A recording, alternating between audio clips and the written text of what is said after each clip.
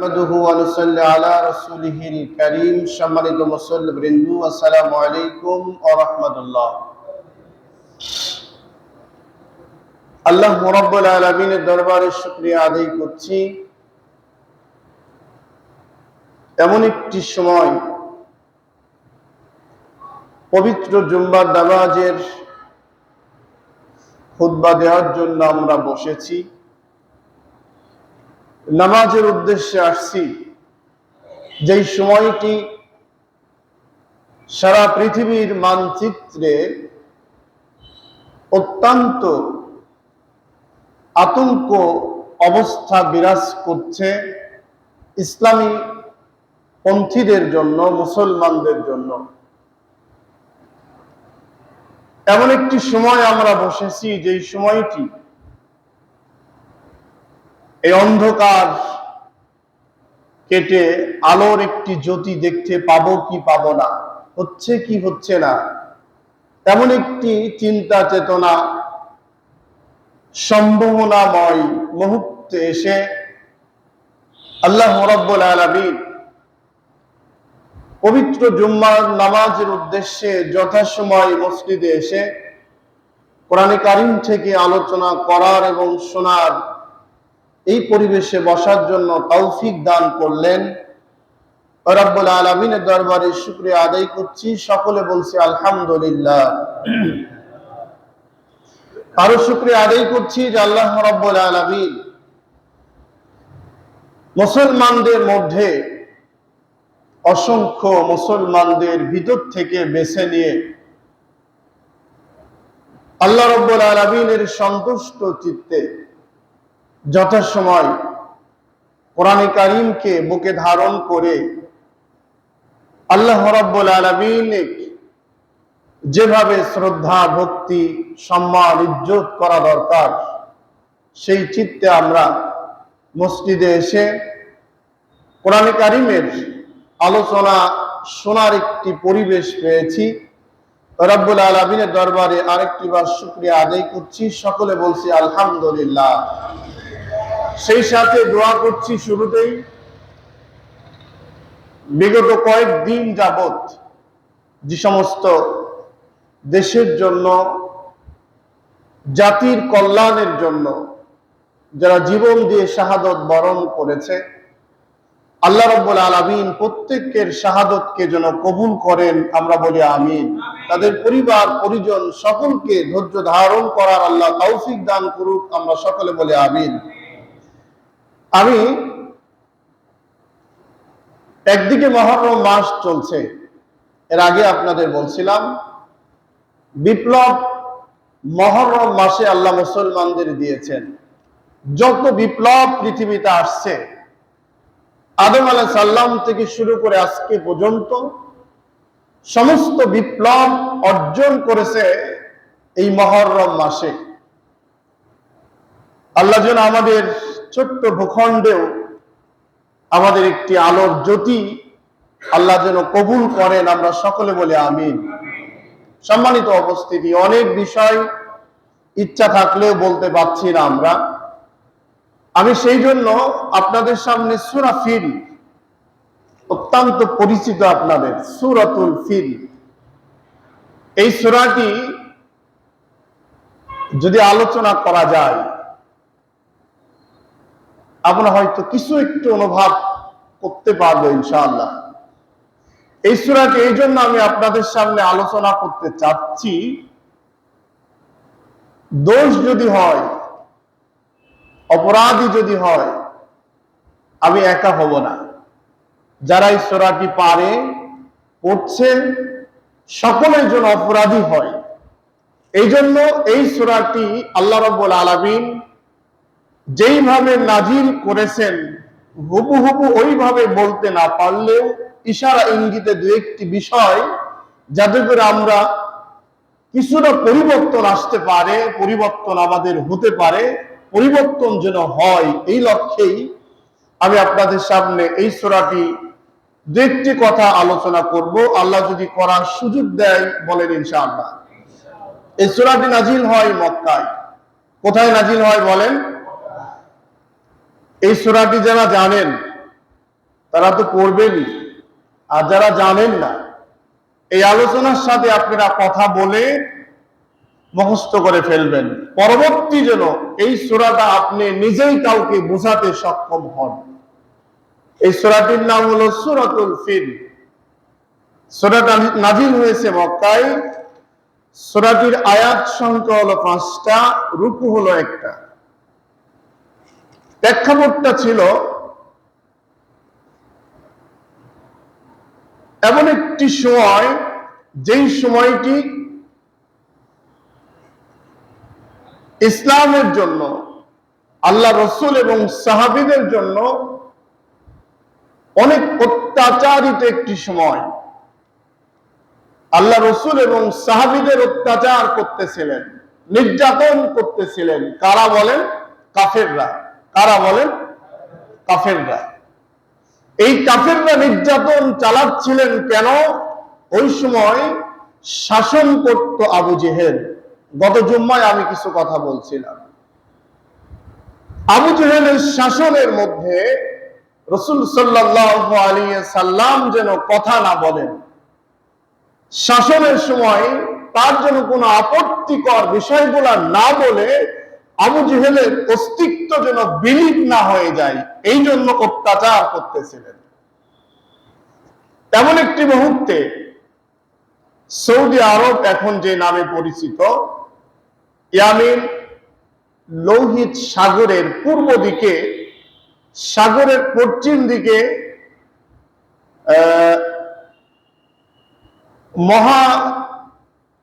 যে মহাসাগরটি আছে, এই সাগরটির এমন একটি মুহূর্তে চলে আসছিল, চতুর্দিক দিয়ে সেই ইচ্ছা ছিল তাদের যে এই সাগরের কোন কিনারে গিয়ে তাদেরকে শেষ করতে পারবে। আন্দোলন যখন শুরু হয়, পৃথিবীর অনেক দেশেই শক্ত হাতে দমন করতে গিয়ে তারা অনেক সময় অনেক কায়দায় ব্যবহার করে ওই ব্যক্তিদেরকে শেষ করে দিয়ে তারা যেন নিজের অবস্থান ঠিক রাখতে পারে, এই চিন্তা চেতনা আবু জেহেলের ওই সময় থেকে ছিল। এখন আছে না নাই বলেন? আবু জেহেলের ছিল, ইমানদার মুসলমানদের এই সিদ্ধান্ত থাকার কথা না। রাসূল সাল্লাল্লাহু আলাইহি সাল্লাম যখন ছিলেন, বাদশাহ নাজ্জাশীর শাসনকাল অবস্থায়, তখনও কাবা ঘর দখল ছিল কুরাইশদের দখলে।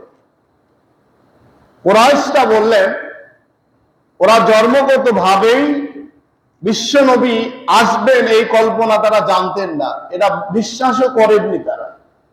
কিন্তু তখন থেকেই এই কাবা ঘর রাসূল সাল্লাল্লাহু আলাইহি সাল্লামের বংশের লোকদের কাছে দখল ছিল এবং জানতো এটা হলো আল্লাহর ঘর। এই ঘরকে দখল করার জন্য, অন্য কোনো কিছু না, দখল করার জন্য 2525 খ্রিস্টাব্দে নাজ্জাশীর বাদশা যখন কিছু লোকজন পাঠানোর পরে তারা বিভিন্ন কায়দায় চেষ্টা করতে লাগলেন, আমরা দখলে নিব। চেষ্টা করার পরে 570 খ্রিস্টাব্দে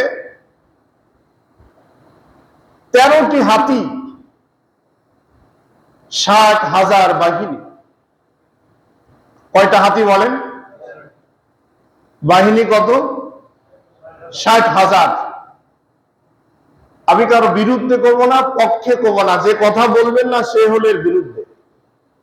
কারণ হলো কি জানেন, কোরআনের আলোচনা হবে, আপনি নীরবে বসে থাকবেন, এটা ইমানদারের কাজ হতে পারে? বলেন। আল্লাহ রাব্বুল আলামিন বলেন, ওয়াইদা কুরিআল কুরআনু ফাসতামিউ লাহু ওয়া আনসিতু লাআল্লাকুম তুরহামুন। আল্লাহ রাব্বুল আলামিন বলেন, ইমানদার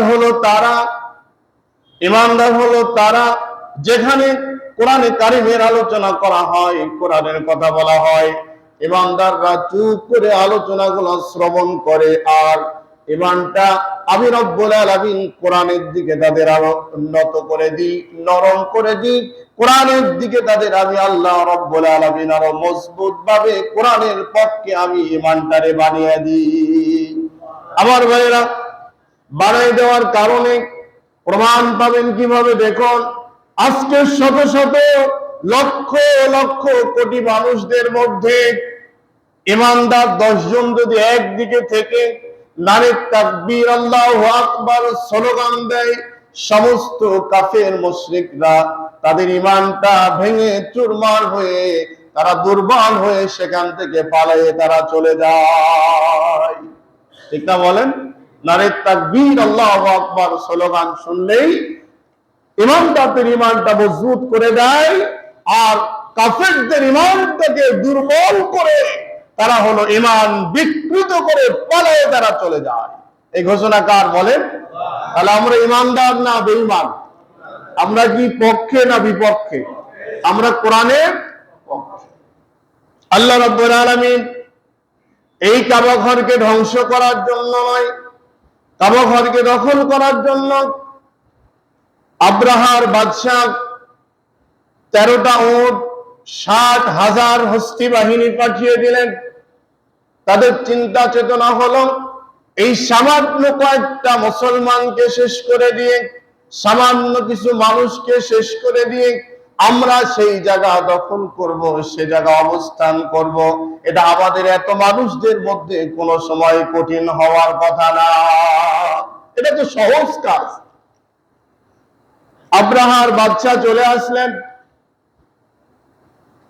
কাছাকাছি অবস্থায় এসে কুরাইশদের সর্দারকে ডেকে বললেন, আল্লাহর নবী, বিশ্ব নবী জনাবে মুহাম্মদুর রাসূলুল্লাহ সাল্লাল্লাহু আলাইহি সাল্লামের দাদা আব্দুল মুতালিবকে ডাকলেন। ডাকার পরে বললেন, তোমার সাথে পার্সোনাল কিছু কথাবার্তা আমার আছে, তোমার সাথে কিছু কথা বলতে চাই। উনি বললেন, ঠিক আছে বলো।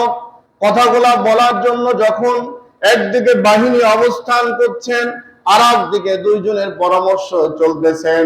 আমাদের দেশেও এমন এমন সময় দেখা যায়, এমন কিছু বাহিনীর সামনে কিছু ভালো মানুষগুলা পরামর্শ করে দমনের সিদ্ধান্ত নিয়ে নেয়।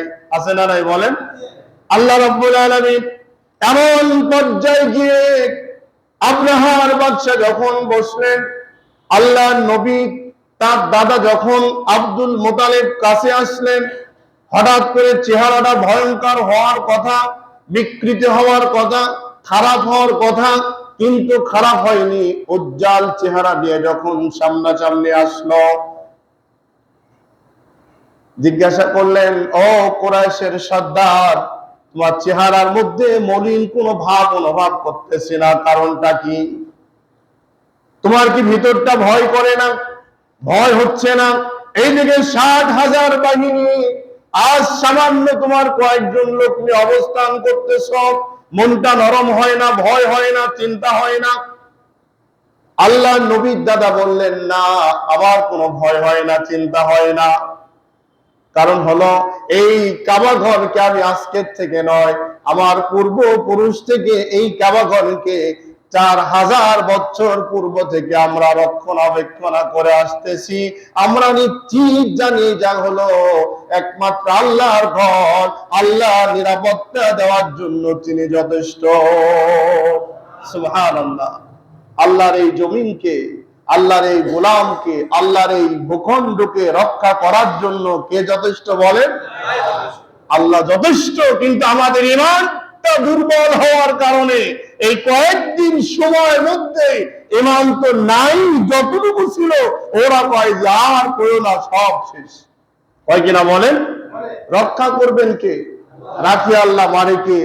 মারে আল্লাহ, রাখে কে? আল্লাহ রাব্বুল আলামিন। তিনি যদি যথেষ্ট হয়ে থাকেন, আমার আপনার যতটুকু চেষ্টা করা দরকার ওই চেষ্টা করলেই বাকিটা সাহায্য করার মালিক আল্লাহ।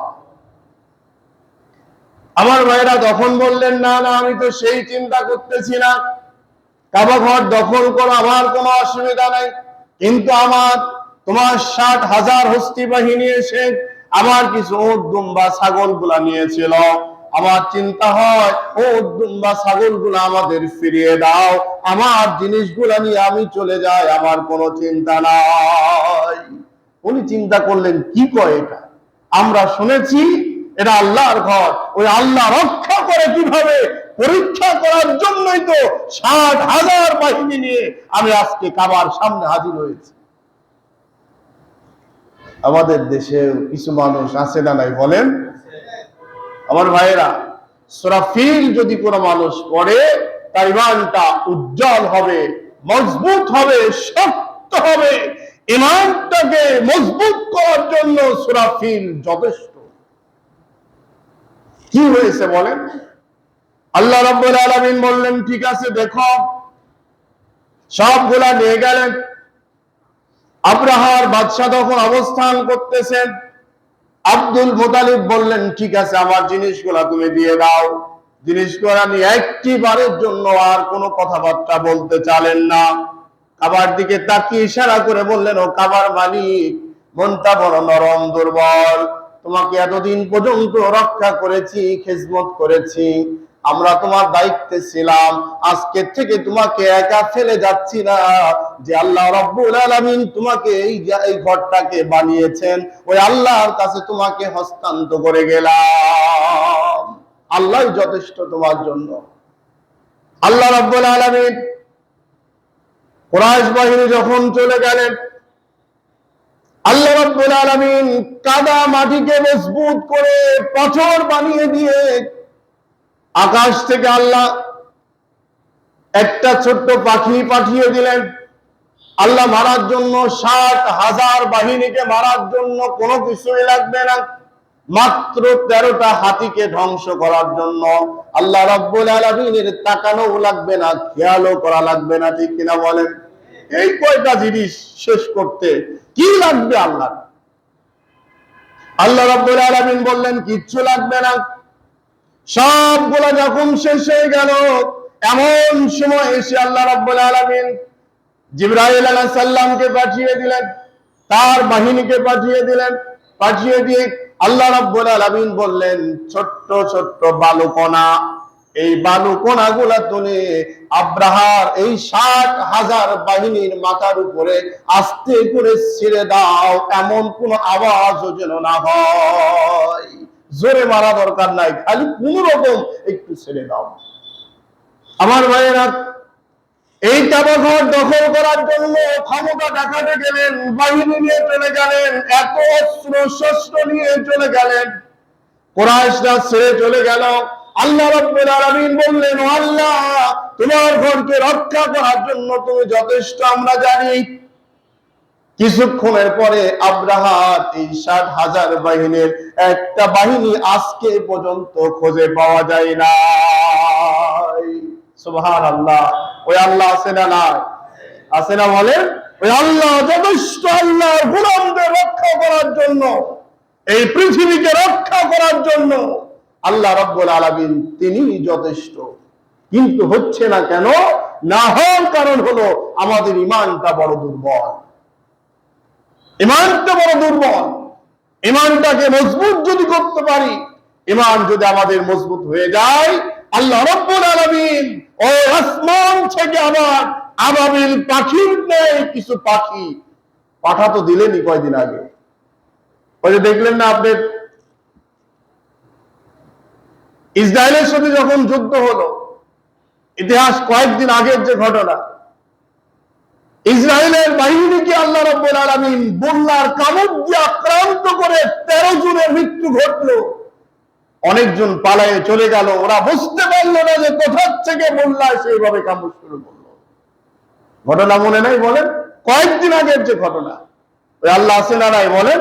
ওই আল্লাহ রাব্বুল আলামিন বলতেছে, গোলাম, আমি দেখতে চাই তোমাদের ঈমান।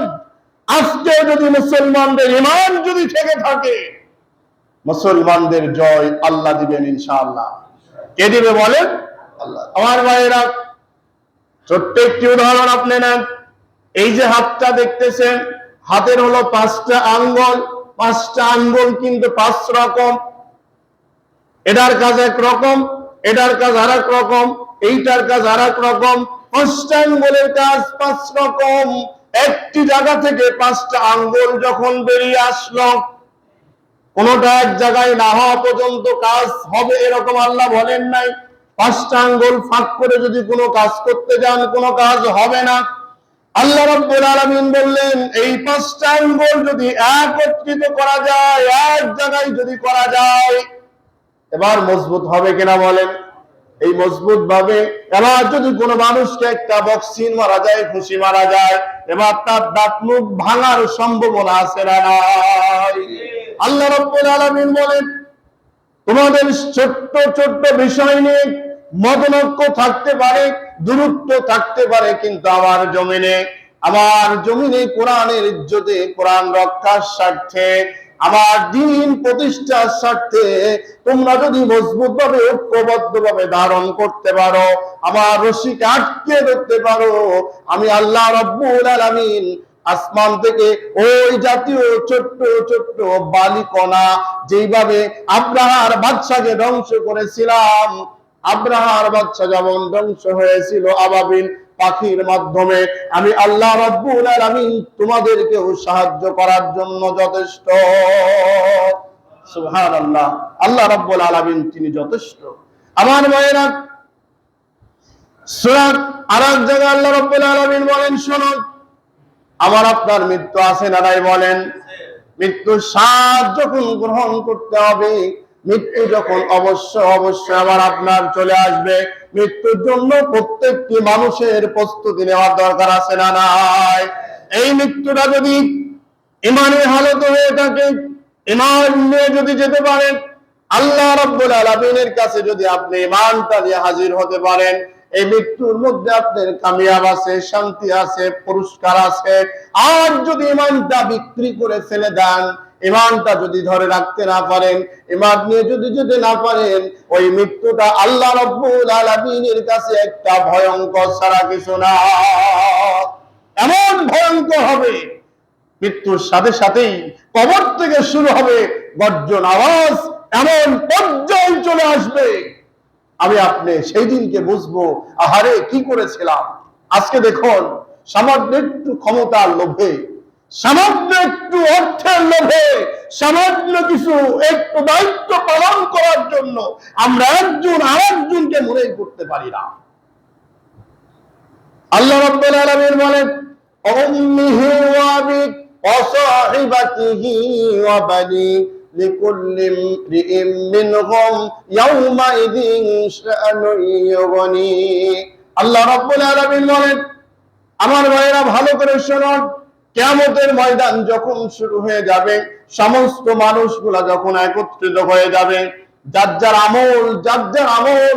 আমল যখন হাতের মুঠার মধ্যে দেওয়া হবে, গলার মধ্যে ঝোলাই দেওয়া হবে, আপনি সেদিনকে বুঝতে পারবেন কোরআনের পক্ষে থাকার কারণে, মুসলমানদের পক্ষে থাকার কারণে, ন্যায়ের পক্ষে থাকার কারণে আমার জীবনটা লাভ হলো কি লস হলো।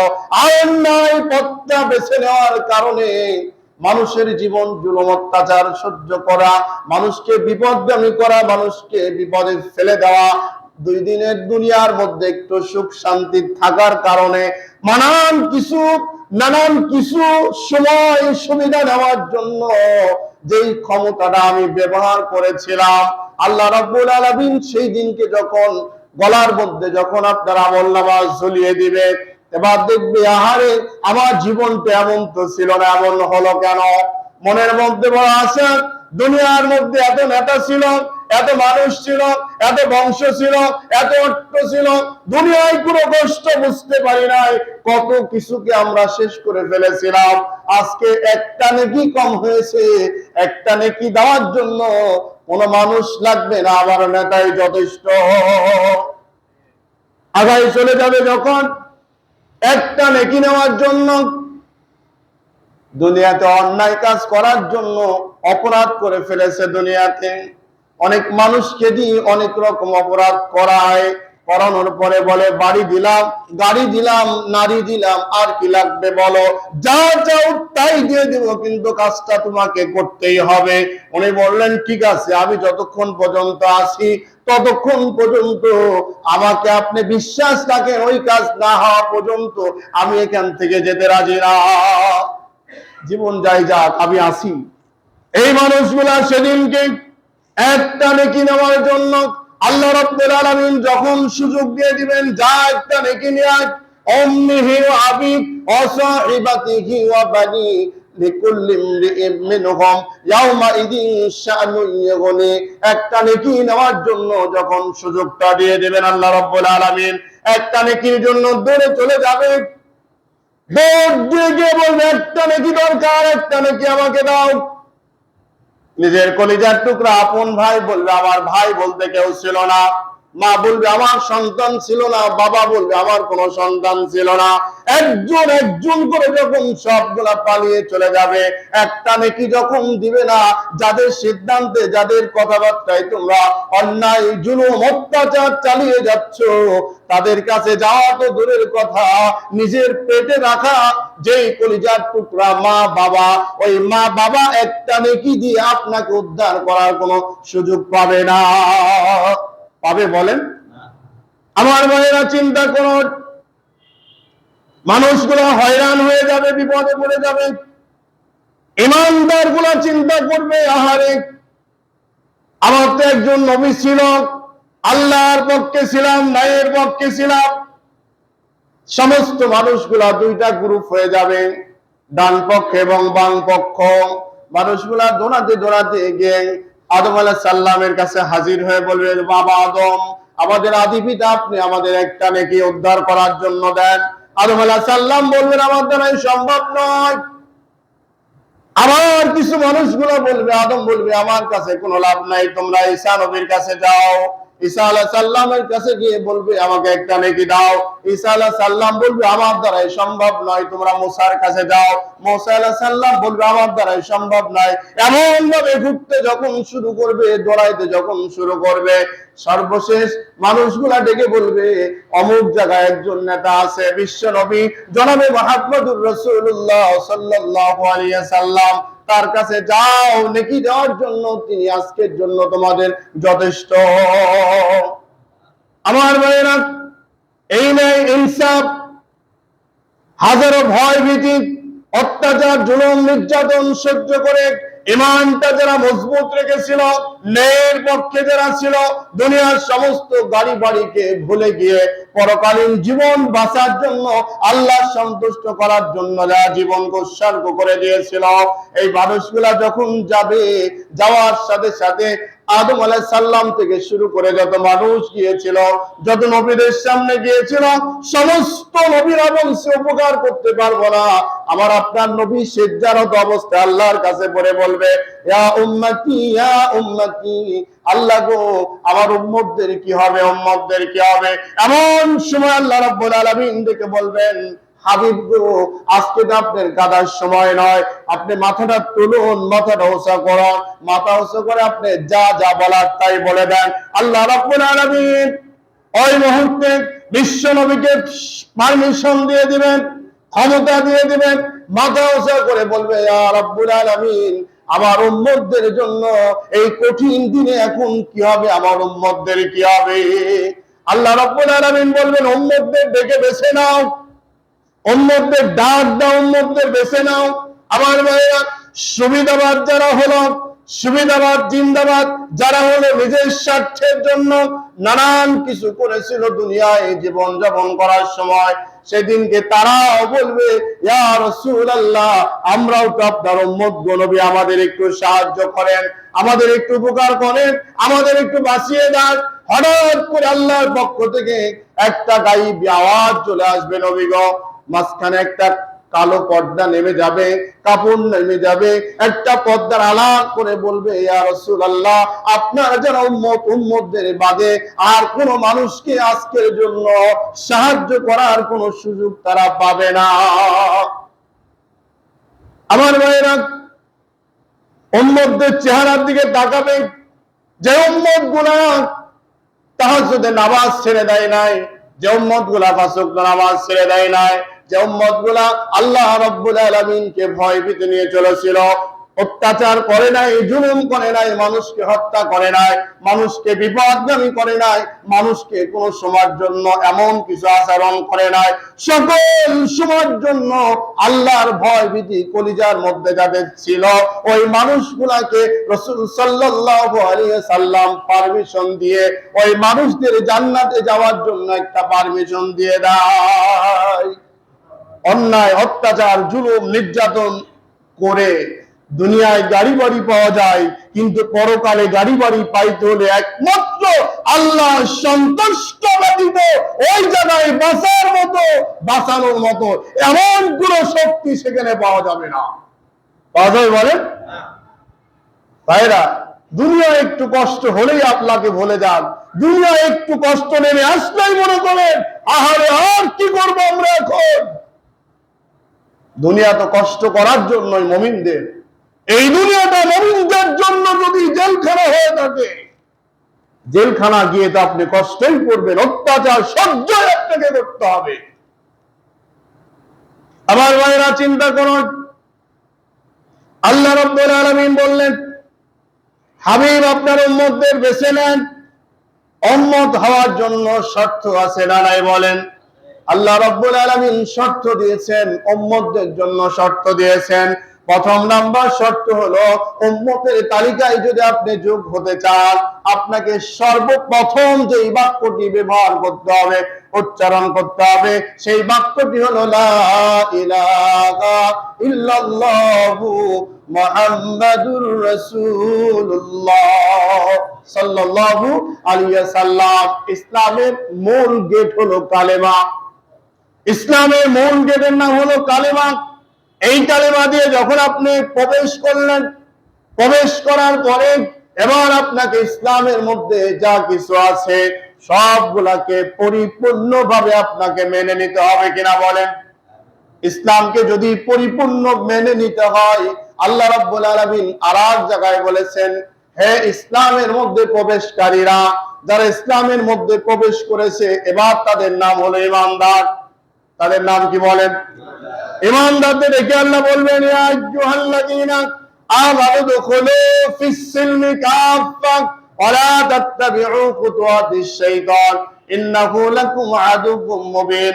ও ঈমানদারেরা, তোমরা যখন ইসলামের মধ্যে প্রবেশ করে ফেলেছো, এখন তোমরা কয়েকটা শর্ত মেনে নাও। তাই শর্তের মধ্যে, এই শর্তগুলোর মধ্যে তোমরা কি করো?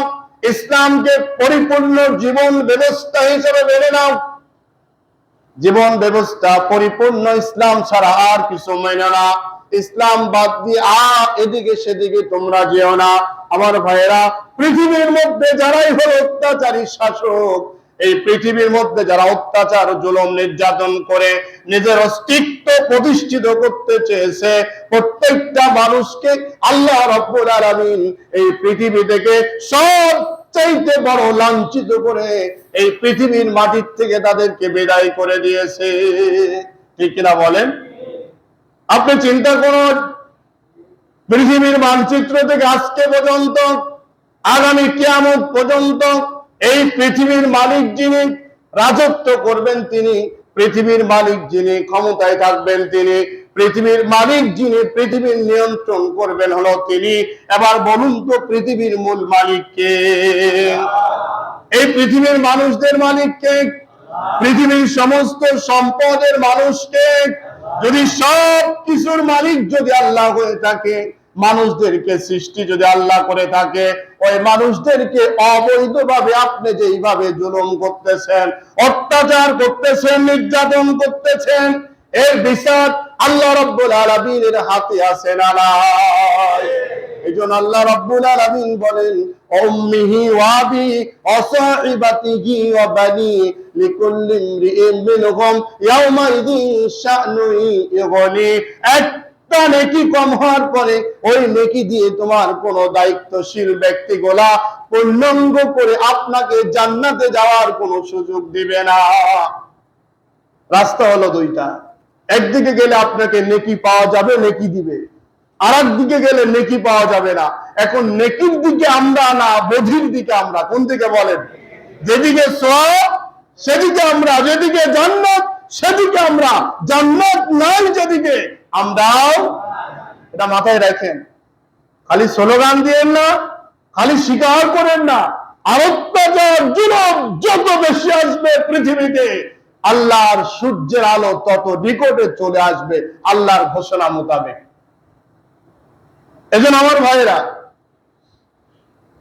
পৃথিবীর ইতিহাসে ফেরাউন যেমন অত্যাচার করেছিল, এর অত্যাচার এখনো শুরু পৃথিবীর কোন দেশেই হয়নি। ইতিহাস খুলে দেখুন, ফেরাউনের রাজত্ব ঠিক রাখার জন্য ফেরাউনের বাহিনীদের বললে, ও বাহিনীরা, আমি তো ক্ষুধা ঘোষণা করতে চাই, তোমরা কি কও? তাকে হামান বলল, রাজামশাই এখনো সুযোগ হয়নি, বুঝবো কিভাবে? বলে, বোঝার জন্য আপনি বাহিনী বিভিন্ন জায়গায় পাঠান। বিভিন্ন সময় বিভিন্ন দেশের বাহিনী বিভিন্ন এলাকায় যায় কিনা বলেন? যাও, বাহিনী পাঠাও, স্লোগান দিতে বলো। স্লোগান হলো, আমার নেতা তোমার নেতা, ফেরাউন নেতা ফেরাউন নেতা, আমার খোদা তোমার খোদা, ফেরাউন খোদা ফেরাউন খোদা। হঠাৎ করে যদি ফেরাউনকে খোদা স্বীকৃতি দিতে হয়, কিছু লোকজন কথা বলবে কিনা বলেন? সব দেশেই আছে, নেই অন্যায় সব দেশেই। যেখানে ফেরাউন খোদা মানে, যেখানেই বললো ফেরাউন খোদা মানে, সেখানেই ফেরাউন বলল অভিযান চালাও এখানে। আমার দুশ্মনরা এখনো আছে। শেষ পর্যায়ে গিয়ে আসিয়াকে প্রস্তাব দিল, আসিয়া রে, তুই তো দীর্ঘদিনের স্ত্রী আমার। ফেরাউন কিন্তু বাজা, সন্তানবিহীন। আর এখনো বাজা মানুষকে দেখলে মানুষ অনেকে অনেক রকম আপত্তি করে। ফেরাউন বলল যে, ঠিক আছে আসিয়া, তুমি এক কাজ করো, তুমি তো আমার স্ত্রী, দীর্ঘদিনের সাথী, তুমি যদি স্বীকৃতি খোদার না দাও, তাহলে বাহিরের লোকজন কি বলবে? তুমি একটু স্বীকৃতি একবারের জন্য দাও। আসিয়া কি স্বীকৃতি দিয়েছিল বলেন? জীবন যাবে, ইমান যাবে না। জীবন যেতে পারে, ইমানকে ছাড়তে রাজি নাই। ইমানদার যারা হবে, তারা জীবনের সমস্ত সম্পদকে দিতে পারে, ইমান কিন্তু দিতে রাজি হবে। বলেন, আমরা কি রাজি আছি? বলেন, রাজি নাই। কারণ ফেরাউন থেকে শিক্ষা নেন। আমার ভাইয়েরা, ফেরাউন তখন হলো শাসকদের নির্দেশ দিয়েছিল, এই শাসক গোষ্ঠীরা শোনক, প্রশাসনের লোকজন শোনক, বাহিনীরা শোনক, আসিয়াকে রাজপথে দাঁড়িয়ে দাও। আসিয়াকে রাজপথে দাঁড়িয়ে দেওয়া হলো। শরীরের সমস্ত কাপড়গুলা খুলে দাও। সমস্ত কাপড়গুলাকে খুলে দেওয়া হলো, অলঙ্ঘা করা হলো। এবার বলা হলো, আসিয়াকে চিরুনি দিয়ে অভিযান শুরু করে দাও। আমরা ছোটবেলায় দেখতাম আব্বারা দাদারা ওই যে ধান বোনার পরে নাইংলি দিত, নাইংলি। আপনারা অনেকে দিয়েছেন নাইংলি। এই নাইংলি দেন কেন? মাটিটা ফাড়বে, ধানগুলা ঠিক মতো বাড়াবে, ঘাসগুলা তুলতে সহজ হবে। এই নাইংলি, এই অভিযান, এটা ফেরাউনের অভিযান। এই চিরুনি অভিযান আসছে আসিয়ার থেকে, ফেরাউন শুরু করেছিল। এই অভিযান চালানোর পরে ফেরাউনের অস্তিত্ব ধরে রাখতে পারে নাই। পেরেছে বলেন? আমার ভাইয়েরা, আসিয়াকে চিরুনি অভিযান শুরু করা হলো। শরীরের গোস্তগুলা টেনে টেনে খোলা হচ্ছে। আসিয়া অধৈর্য হয়ে যায়। মুখ দিয়ে বলা যত সহজ, বাস্তব কিন্তু এমন নয়। রাজপথে যারা জীবন দিচ্ছে, ওই মানুষটা আপনি আমি কোনোদিন এক হতে পারবো না। ঠিক কিনা বলেন? আপনি আমি অনেক কথা বলতে পারি, কিন্তু বাস্তব জীবন দেওয়া এটা সহজ নয়। আসিয়াকে যখন অভিযান চালানো হলো, রক্তাক্ত অবস্থায় আসিয়া বারবার আসমানের দিকে তাকায়, আসমানের দিকে তাকায়। আল্লাহ রাব্বুল আলামিন কুরআনুল কারীমের মধ্যে বলেন, ওয়া আলাল্লাহি ফালিয়াতাওয়াক্কালিল মুমিনুন, মুমিনদের সাহায্য করার জন্য আমি আল্লাহ যথেষ্ট। কে যথেষ্ট? আল্লাহ রাব্বুল আলামিন বললেন, জিবরাইল, আমার আসিয়ার সামনে জান্নাতের ছবিটা নিয়ে যাও। আসিয়াকে জান্নাতের ছবিটা দেখিয়ে 8টা দরজা খুলে দাও, 8টা দরজায় দেখাও। আসিয়াকে বলো, আসিয়া রে, অল্প সময়ের জন্য যদি ঈমানটা মজবুত রাখতে পারো ফেরাউনের কাছ থেকে, আল্লাহ রাব্বুল আলামিন বলেন, রূহটা বের হতে দেরি, কিন্তু জান্নাতে প্রবেশ করতে দেরি হবে না। ওই জান্নাতে যেতে যদি রাজি হন, সবচাইতে উত্তম মৃত্যু হলো শহীদি মৃত্যু। কোনটা বলে? এই শহীদি মৃত্যু। জীবন বের হতে হতেই আল্লাহ রাব্বুল আলামিন জান্নাতে বের করতে, জান্নাতে প্রবেশ করাতে আল্লাহ দেরি করার না। ওই আসিয়াকে এমন নির্যাতন করেছিল, আসিয়াকে সর্বশেষ ফেরাউন বলল, অত্যাচার এত করা হচ্ছে, তুমি কোন সময় হাসো, কোন সময় কাঁদো, কারণটা কি? আসিয়া বললেন, এই শয়তান ফেরাউন, আল্লাহ রাব্বুল আলামিন আমাকে জান্নাতের ছবি দেখিয়ে বলতেছেন, তুমি যখন অত্যাচার করো আমার চোখে পানি চলে আসে, আল্লাহর জান্নাত যখন দেখি অটোমেটিক ভাবে মুখে হাসি চলে আসে। ওই জান্নাতে যাওয়ার জন্য ইমানদারদের প্রস্তুত নিতে হবে, প্রস্তুত থাকতে হবে। ওই জান্নাতে যেতে হলে জীবন চলে যেতে পারে, অর্থ চলে যেতে পারে, গোটা পৃথিবী তছনছ হয়ে যেতে পারে, কিন্তু ইমানটা মজবুত থাকতে হবে। রাজি আছেন মুসলমান? ইমান যেখানে আমরা থাকবো, ন্যায় যেদিকে আমরা থাকবো, কোরআন যেদিকে আমরা থাকবো সেদিকে। এটা আমার জন্য নয়, এরা সকলের জন্য মেসেজ। প্রিয় ভাইয়েরা, আসুন সূরা ফিল থেকে যে আলোচনা করছি, আল্লাহ রাব্বুল আলামিন যেন আমাদের বোঝার এবং মানার জন্য তৌফিক দান করে, বলেন আমিন। 60,000 বাহিনীর কাছে, 60,000 বাহিনীর কাছে আল্লাহ রাব্বুল আলামিন কি হেরে গিয়েছিলেন? আল্লাহ কয়জন? একজন। আল্লাহ তেমন কিছু ব্যবহার করছিলেন, ওই আল্লাহ আপনারা যদি মুমিন হন, ঈমান থেকে থাকে, আপনাদের কাজে লাগায় আল্লাহ রাব্বুল আলামিন নীরবে বসে নাই, আল্লাহ আপনাদের নজরের মধ্যেই রেখেছেন। সুবহানাল্লাহ। শর্ত হলো ঈমানটা মজবুত রেখে আল্লাহর কোরআনের জন্য, ইসলামের জন্য যদি আপনি পরিপূর্ণ জীবনটাকে প্রস্তুত করতে পারেন, অবশ্যই আল্লাহর সাহায্য অতি নিকটে আপনার জন্য অপেক্ষা করছে। আল্লাহ যেন কবুল করে, বলেন আমিন। আমার ভাইয়েরা, আল্লাহ আমাদের সকলকে যেন মাফ করে দেয়, বলেন আমিন। আমাদের সকলের জীবনের গুনাহগুলো যেন মাফ করে দেয়, বলেন আমিন। আল্লাহ যেন আমাদের জন্য জান্নাত কবুল করে, বলেন আমিন। ওয়া আখিরু দাওয়ানা আলহামদুলিল্লাহি রাব্বিল আলামিন।